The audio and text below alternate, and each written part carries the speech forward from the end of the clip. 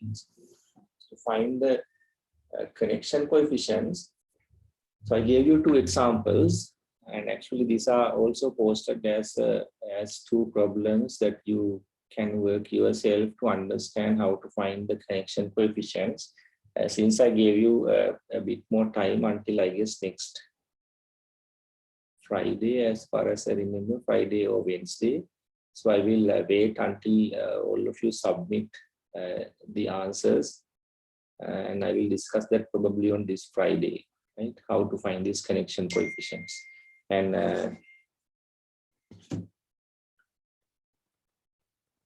right, so assuming that we know how to find the connection coefficients, let me explain how to do this differentiation, which we called as covariant differentiation.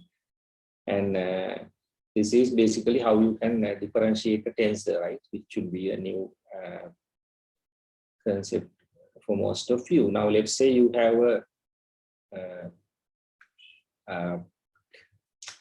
contravariant vector like V, which is denoted from V alpha, E alpha, and if you are going to differentiate it with respect to X beta, and this is how you write it, assuming that E alpha is also not a constant, you need to write it in this way, right?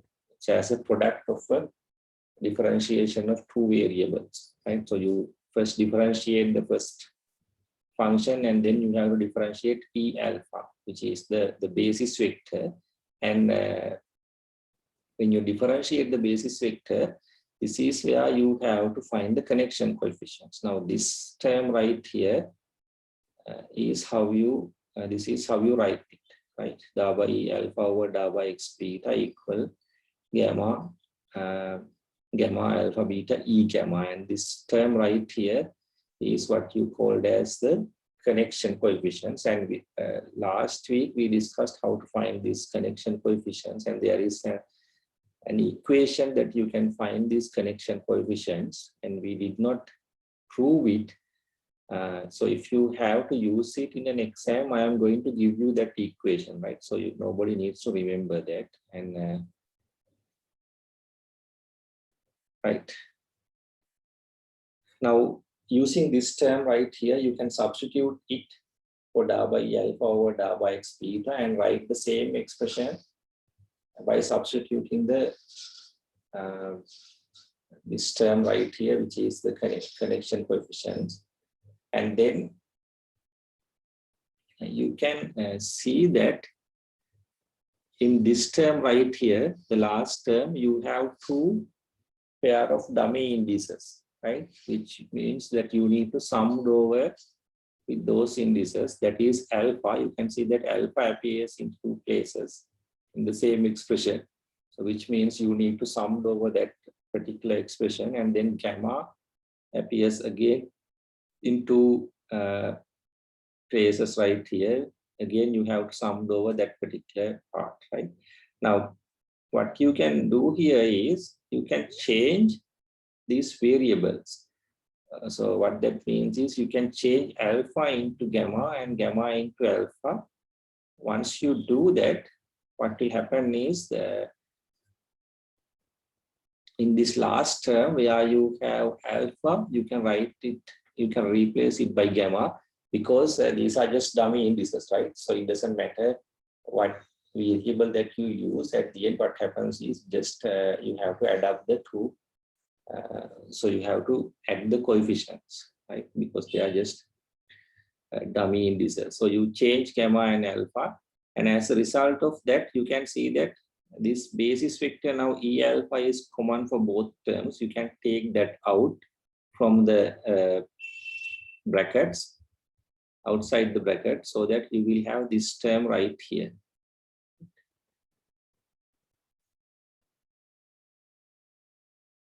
Now you can see that you have a basis vector outside the brackets, and then you have this component, right?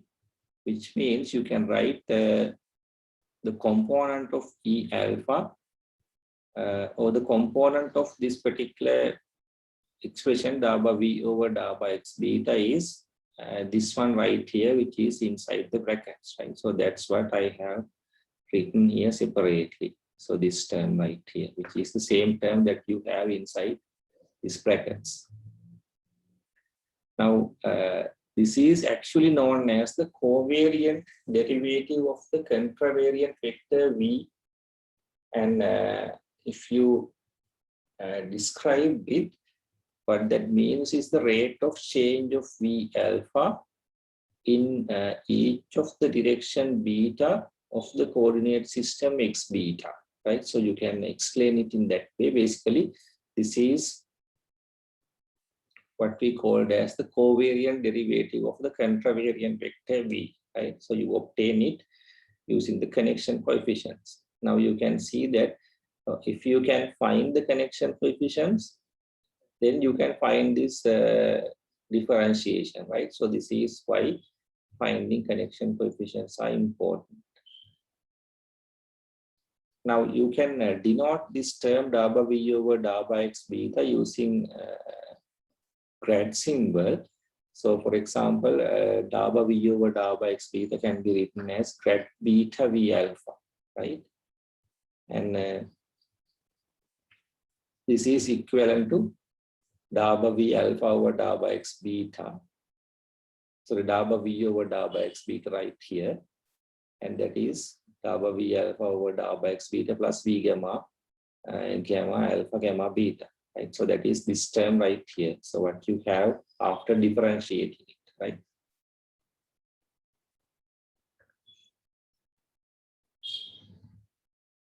Now, so I'm not going to write how to do the covariant derivative of the covariant vectors, but you can, which is pretty much similar.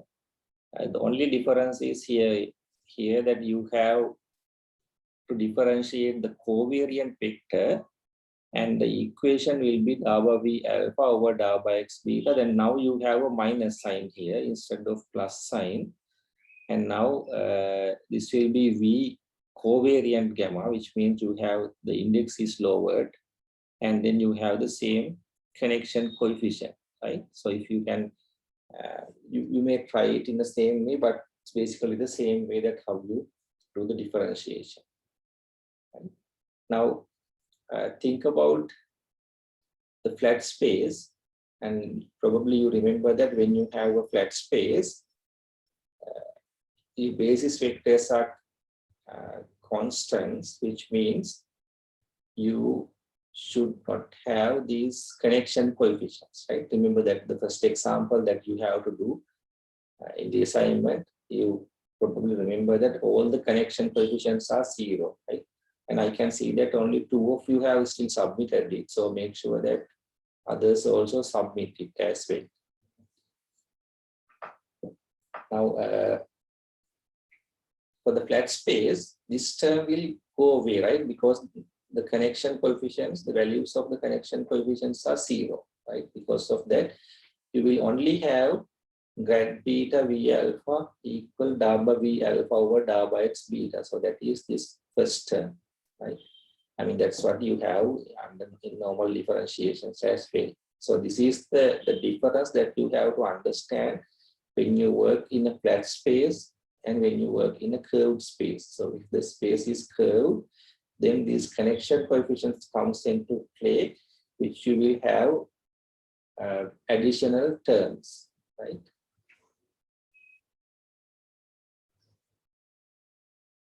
Right. Now let's, by having all these equations and the knowledge about the connection coefficients and about how to differentiate these different, covariant and contravariant vectors, let's see how you can differentiate a tensor, right?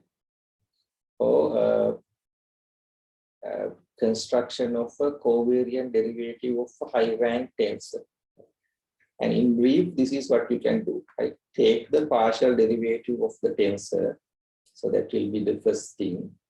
And then add the connection coefficient term of the form V gamma tau, so gamma alpha gamma beta. right, for each upper index. And then subtract the connection coefficient term of the form B gamma, tau gamma, alpha, beta again for each lower index, right? And at the end, what you will have is the covariant derivative of a tensor. And if, let's say you have a tensor of rank R. So once you differentiate this, covariant derivative of this rank R tensor will become a rank R plus 1 tensor, right? So what that means is once you do the take the derivative, the rank will go up by 1, right? Now, so I have to apply this formula, let's say a formula or a method to find the derivative of a tensor. I have a problem right here asking you to find the covariant derivative of the tensors, and there are 3 tensors. All of them are rank 2 tensors, but different types, right?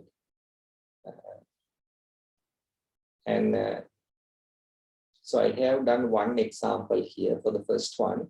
By looking at it, just understand how I did it, and after that, I want you to complete the other 2, right? So it's the same.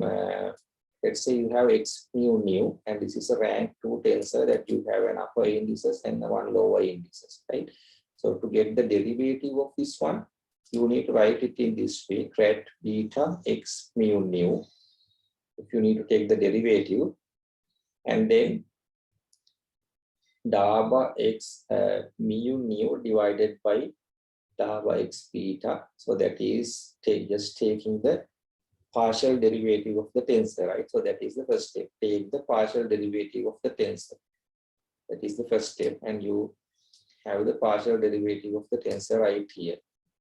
So you just take the derivative, and then the next one is add the connection coefficient term of the form V gamma, alpha, gamma, beta for each upper index, right? So there is one upper index here in the tensor, x mu. For that, you have to add one term, which is in this form, right? And that is this term right here. Now, instead of V gamma, what you have here is x mu nu. So you have a term called x alpha nu. And then this one, tau alpha gamma beta, right? And this alpha beta is like mu and beta here. And then you have this dummy index alpha. So I guess you can understand it. And then you have one lower index in this tensor, right? That is nu. Right? So what that means is you have to subtract connection coefficient term of the form of this type for each lower index. So you have one lower index right here in mu. So which means you need to have a subtraction term which is equivalent to this type, right? Now this is how you write covariant derivative of a tensor, right? So that is for this one right here. In the same way, try to do these two other 2 tensors, right? So you have 2 lower indices here. So which means basically you have to have 2 subtractions in these types. And then you have 2 upper indices here, which means you have to have 2 additions for 2 indices or 2 coefficients. Sorry, 2 indices, right? And that should be in this type. And then you have to add that.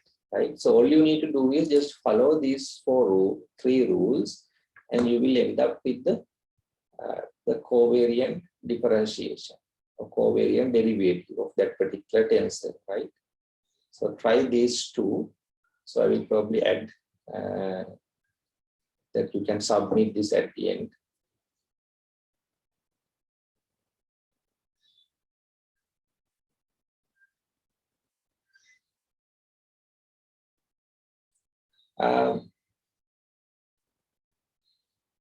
So let me give you like 5 to 10 minutes here. It's 6:23, right? So let me give you like 5 to 6 minutes. Just try this one. Right? Try this one and see what you can do according to these rules, right? So rather than just waiting, just try, look at what I have done here, and then see whether you can do this yourself, right? I am not asking, I don't know whether you can like post this in the chat window. What you can do is, if you can actually, you can try actually just write it in a piece of paper, and then I don't know whether you can put, let me see. Yes, you can attach as a file in here for the chat window if you can try it now. So let me give you 5 to 6 minutes, just at least to think about this and see whether you can do this yourself, right? So I have the 3 rules and I have one example that I have done here. So in this way, see whether you can do this one, the second one at least. The third one, then you can do it later, right? So let me give you like 4 or 5 minutes now, just to think you, just think how to do that, right? So I will be back in 5 minutes. So try to take one of these and look at the note what you have here and try to do this one. And if possible, post the answer, right, for the chat window so that we can discuss about it.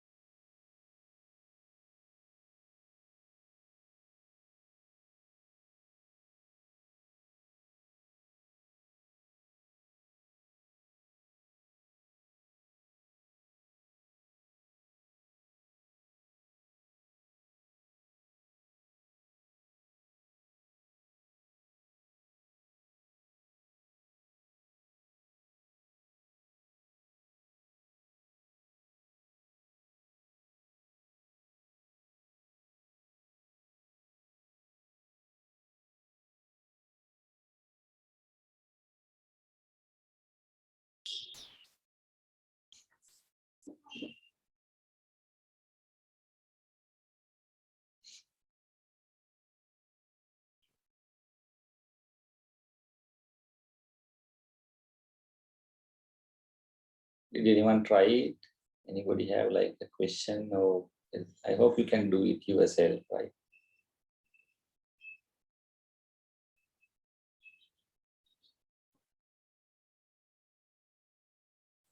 So let me just give you the answer.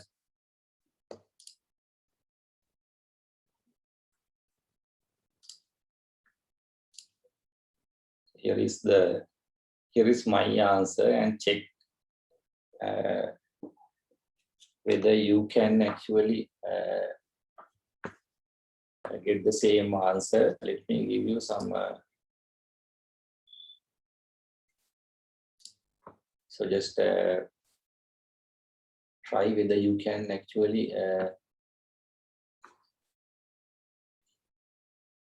get the same answer. So I will give you a few more minutes just to think about if you need to compare or. Right, so this is the second problem, right? So just see how I have done it and see whether you can understand it, right? So rather than just rushing through it, I will give you a few minutes again to check that as well.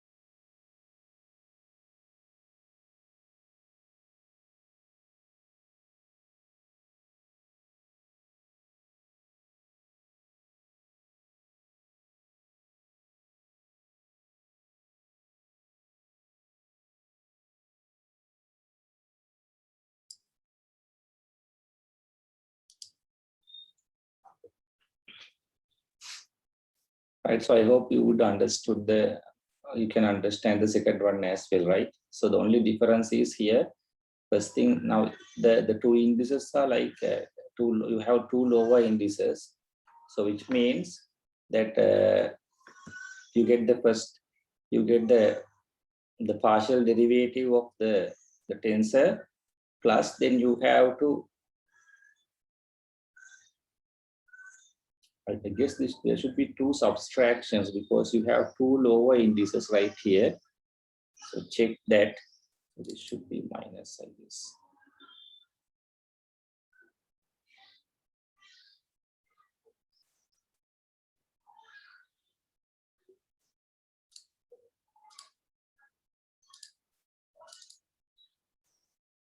I guess there is probably a mistake right here. Let me correct it.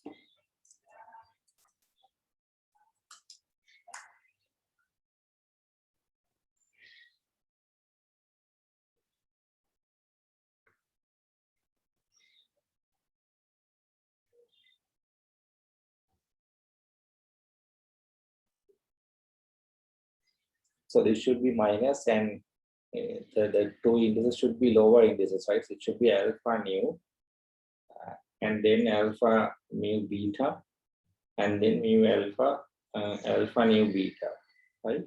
So there was a mistake. Now you can see that how I can identify it, right? Because you have like two lower indices right here in the tensor. So this second, no, the third rule should apply. So that means subtract the connection coefficient terms which are of this form right here. So since you have two lower indices, both expression should be subtracted, right? That was the mistake there. So in the same way, try this one, the last one. You should be able to do it now yourself, right? And we will discuss it with the problem set. So that will also, I will add another new problem to the same set so that you can do that as well. Right, so let's now discuss this concept about the metric compatibility. Now in general relativity, we consider this like an axiom. So that is a covariant derivative of a metric tensor is taken as 0, right? So the metric tensor means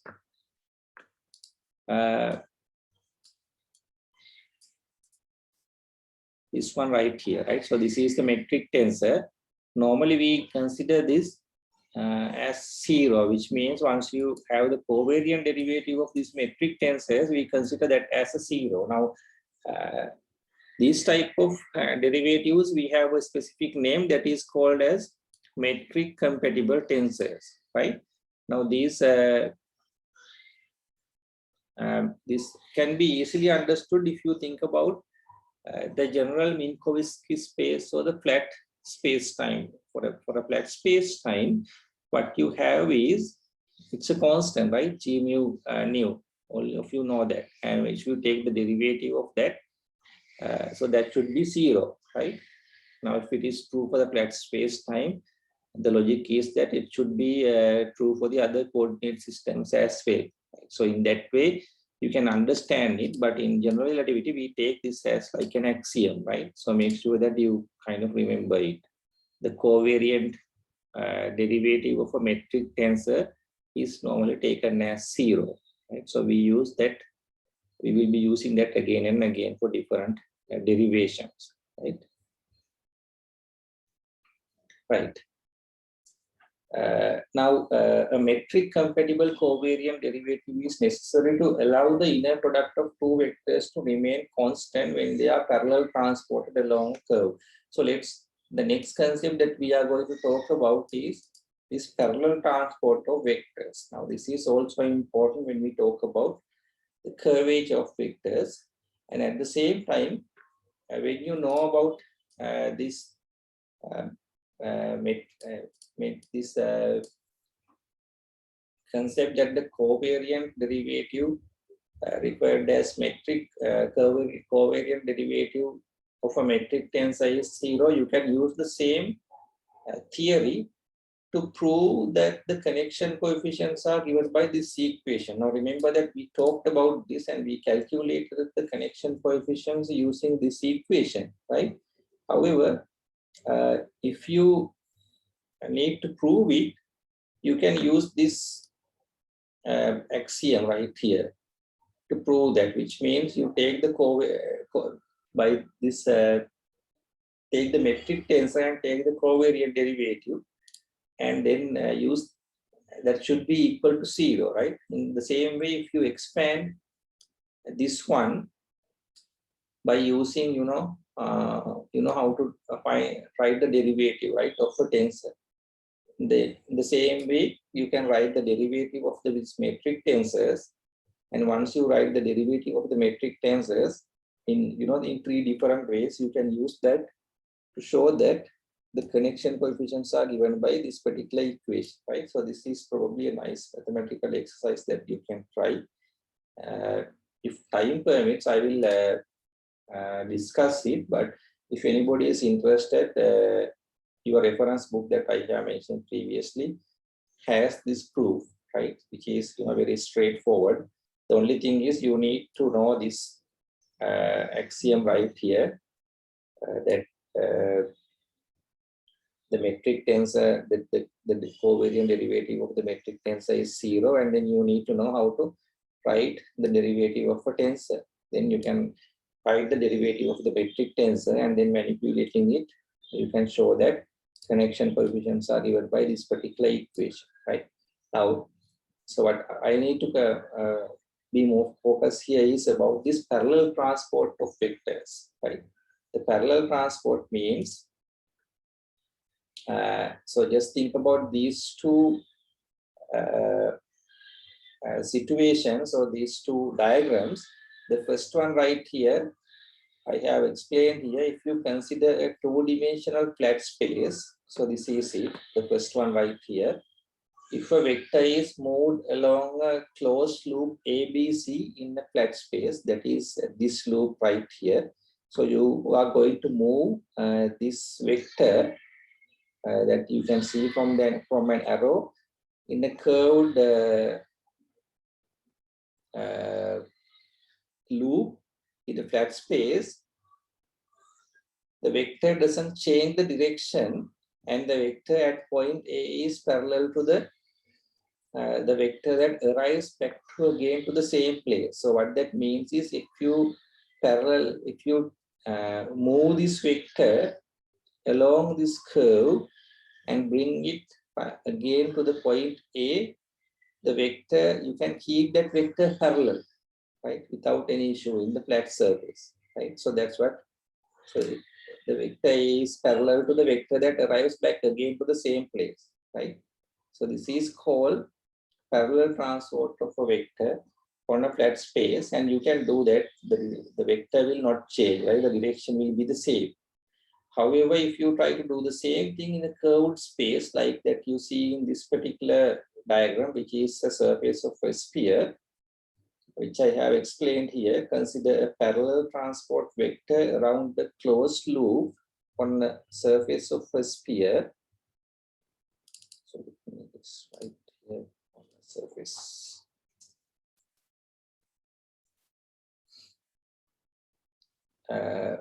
Though each vector is drawn as parallel as possible to the previous vector, when it arrives back to A again, the vector has changed the direction by 90 degrees. So what I am trying to do is, I have a vector A again right here, and I try to make take it as much as try to take it parallelly as much as possible.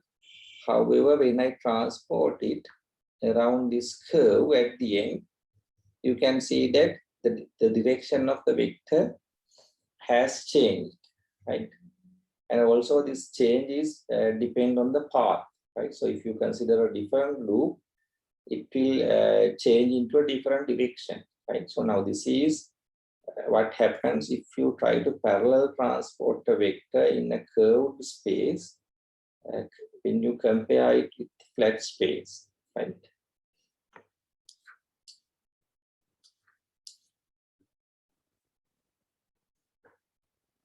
Now, can you understand what is the reason of this change when you compare it with the two surfaces? This is a flat surface that you do not have any issue in parallel transporting a vector. You will get it to the same direction. But however, if you try to do it in a closed loop on a surface of a sphere, then what will happen is you cannot keep it into the same direction, right? Now, the difference between these two situations is that you are doing this on a curved surface or the curved space. You are doing this in a flat space, right? Now, the reason that the change in the direction here should be due to the curvature of the sphere, right? Curvature of the space, right? And because of that, as I have mentioned here, the change in the direction is a result of the curvature of the sphere. And for a curved surface space, vector parallel transport is important to understand the curvature of the space, right? Now you can see that the parallel transport of a vector kind of can give you an idea about the curvature of the space, right? So that's what you have to understand here. And because of that, now we are going to define this parallel transport of a vector mathematically. And that is defined in a way that if you consider a vector u, let's say you have a vector u which is tangent to this curve right here. So you have a curve and a vector that you can tangentially move with. A contravariant vector can be considered as a tangent vector to a parameterized curve, and if the parameter of the curve is lambda in coordinate system x beta, the components of the tangent vector can be written as u beta, and this is written as a 4 vector, and each component is equal to like dx beta over d lambda in terms of this parameter. And if you consider another vector v, which is not a tangent vector, you can take a vector called v, which is this one right here. Now, if you want to parallel transport this vector along a curve, then dv over d lambda should be equal to 0, right? So just think about this. I guess you will understand what I mean here. But when you have that, to find the derivative, we can use this equation. You know how to, now I am going to find the derivative of v with respect to lambda, but we know how to find the derivative with respect to x beta, and we know this equation right here. So all you need to do is replace x beta by this parameter called lambda, right? And write the same equation again.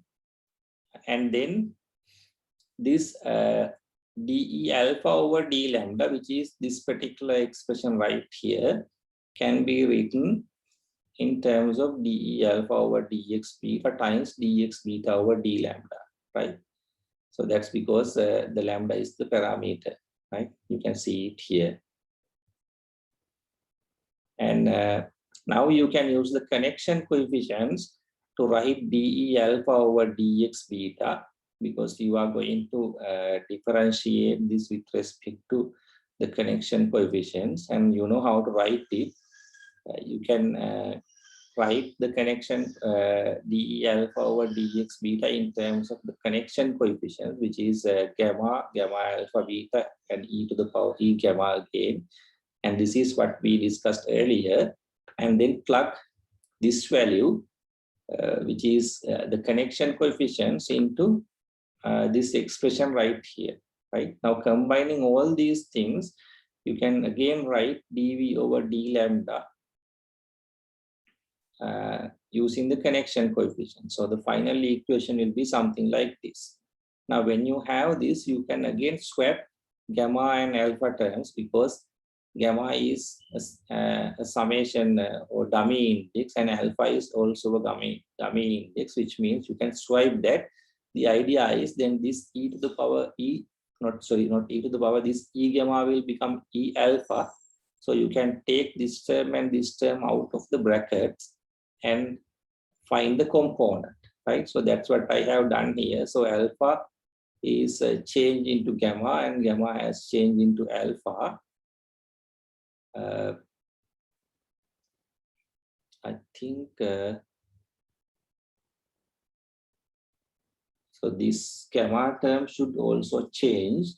So I will check that, right? So this should also change. This should become alpha. I guess there is a small mistake there. So let me correct that as well.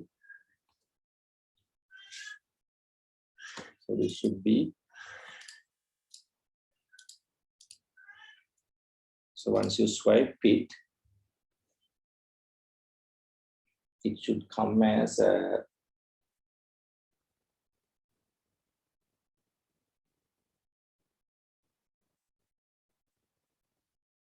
so it should come as swipe alpha and gamma. So which means alpha should become gamma, gamma should become alpha. So let me see. Right, I think it's all right. So you have alpha here, which has become gamma here, and then you have gamma, two gammas here and here, and then they have become alphas, right? I think it's all right. And then you take the common term, which is e alpha, again outside the brackets, and then you have this whole term inside the brackets, and we have a specific way of defining this with capital dV alpha, and this is actually an example for taking something called absolute derivative, which is denoted by D, right? And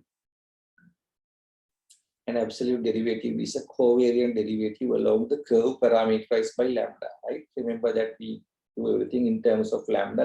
Lambda is the parameter that parameterizes the curve. The idea is by changing the lambda, you can change the curve, right?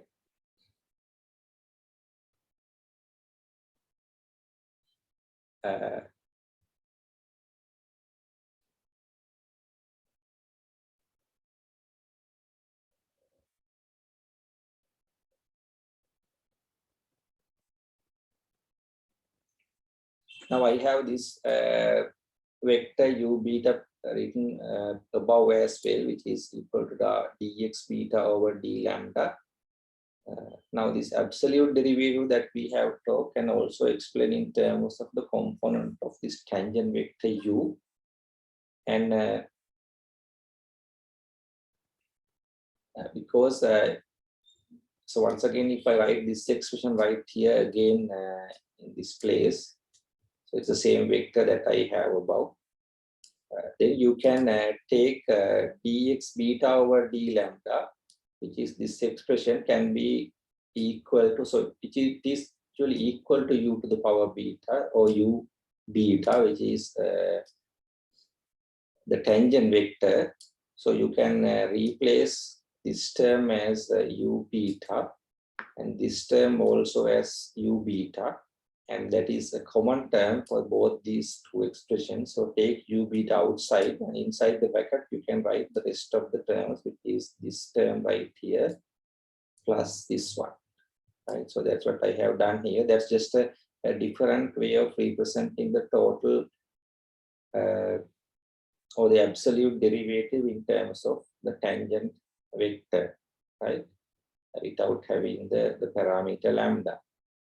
Now what we know is that in order to parallel transport a vector v along this parameterized curve, dv over d lambda should be equal to 0, right? So that is the important important thing here that you need to understand, which I have also mentioned here. In order to transport this vector v along the curve, dv over d lambda should be equal to 0, right? And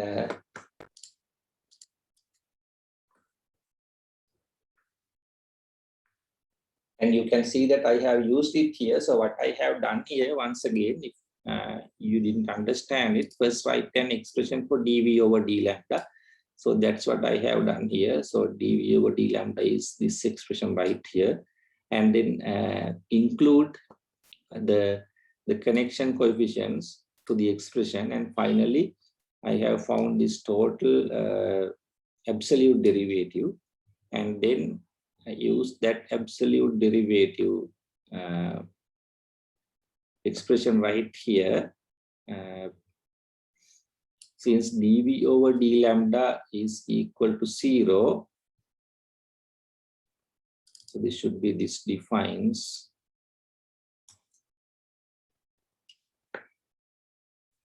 this expression, this whole expression should be equal to 0, right? We will use so this is the condition, right? For the, in order to parallel transport this vector v. So finally we have an expression for that. And what we are going to do is we will be using this equation to find something called geodesic equations, right? Now, a freely moving object in space-time follows the most direct path possible, right? And this is called as a geodesic. And in initial lectures, remember I introduced you about this geodesics, and that's what I am talking here. Now in a flat surface, surface, you know that it should be a straight line, right? But in a curved surface, it will be the straightest possible path, and it may not be the straight line, right? But it is the straightest possible path, and it could be a curve as well. And That path is called as a geodesic, right? Now, so from having this equation with us, we are going to find an equation which we called as the geodesic equation, right? And it is done in this way. Now, the first thing is just understand what a geodesic means. In Euclidean space, the shortest distance between 2 points is a straight line, and everybody knows that, right? And in a curved space, the shortest distance between 2 points is a curve, right? So it's not a straight line, and that is called as a geodesic, right? Now, the equation that we are going to derive here is called the geodesic equation, which is basically give you this the shortest distance between 2 points in a curved space, right? Now, for a curve to be a geodesic, the tangent vector must equal to the parallel transport vector, right? Now, this is the condition, right? And this is why we are doing all this mathematics. For a curve to be a geodesic, the tangent vector must equal to the parallel transport vector, right? So that is what should happen. The tangent vector that we called as u beta should be equal to the vector what we are should be equal to this parallel transport vector. So if this condition satisfies, then you can tell that the curve is a geodesic, right? So this from the lambda parameter, you can have number of curves, right? But out of those, the geodesic is where you have this tangent vector equal to the parallel transport vector, right? So that's what you have to understand here. Now keep that in mind. The tangent vector is u alpha, which is given by dx alpha over d lambda, and that should be equal to the parallel transport vector d lambda, sorry, b alpha, right? Now you can write du from this du over du is the tangent vector over d lambda should be equal to 0, right? Now you can write the absolute derivative of u alpha in this way, and then do the math, and once you do these little manipulations, you will end up with this equation at the end: d squared x alpha over d lambda squared plus gamma alpha gamma beta dx beta over d lambda and dx gamma over d lambda equal to 0. And this equation right here is what is known as the geodesic equation, right? Now that defines a straight possible path lying in a curved space, and the parameter lambda is known as the affine parameter, which is basically beside the straightest possible line or the path in a curved space, right? And this is one of the important equations that we have, which we call as a geodesic equation, right? I don't know, maybe who are doing this I guess the double mathematics subjects like applied mathematics may know about this geodesic equation. Now, if you have enough information, we can use this particular equation to find the straightest possible path even in a curved surface, right? Curved sphere or something like that. So that is the idea. And you can see that when you need to find it, and all the other terms seems to be familiar, but you have to find the connection coefficients, right? Now, this is why mathematically it is important that you should know how to find connection coefficients. And this is why I have assigned you like 2 examples to find the connection coefficients. You need the connection coefficients to find the straightest or the shortest, sorry, the straightest possible path in a curved space. Because this equation, the geodesic equation, is the equation that gives you this straightest possible path, and to calculate that you need to know the connection coefficients, right? So we are going to do 1 or 2 examples or discuss one or two examples to see how this works. Now, the simplest one is show that the geodesic for a 2D Euclidean space is a straight line. Now, everybody knows this, right? For the 2D Euclidean space, it's a flat surface. You should have a straight line, right?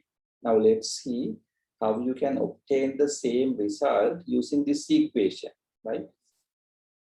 From the geodesic equation. So, to know the metric, first thing is you need to know the metric, right? Sorry, there is a mistake, right?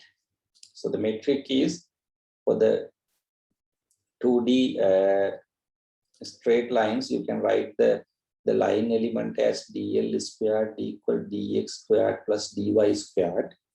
And from this line element, you can define the metric, which is this one right here, again a diagonal metric, just have constants. And the geodesic equation is now this one right here, dx, d squared xi dl, d lambda squared plus gamma ijk, this equation right here. Now, the first thing that you need to do is, you can do the differentiations, but you need to find the connection coefficient, right? And because of that, the first task is to find the connection coefficient. So let me take the equation for the connection coefficients.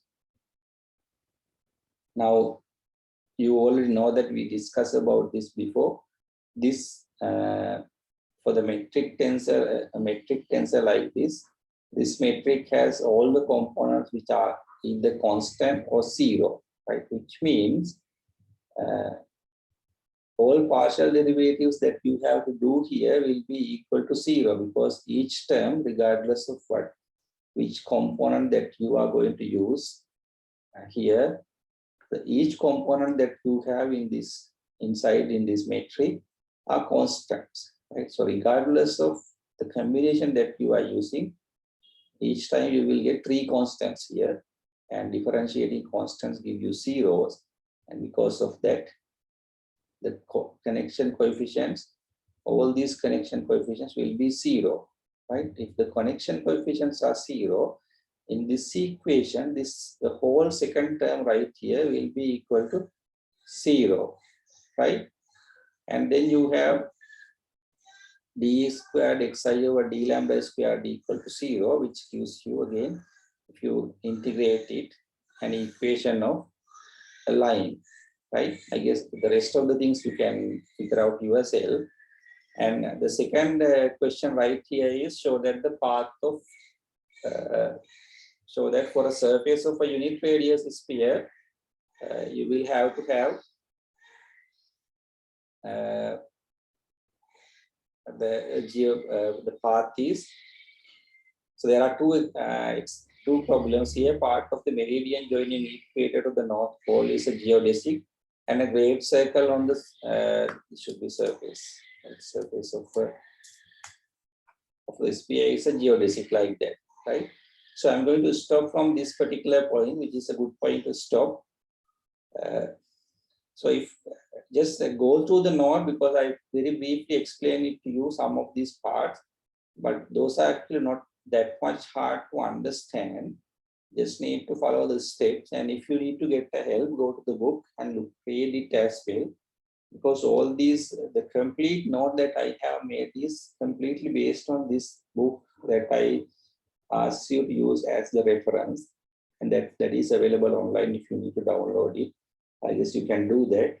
And all these steps and indices, that everything that I have used, I purposely use it in the similar way what the book uses. The reason is that since you are in a distance mode, you can always require the book and figure out things yourself as well, right?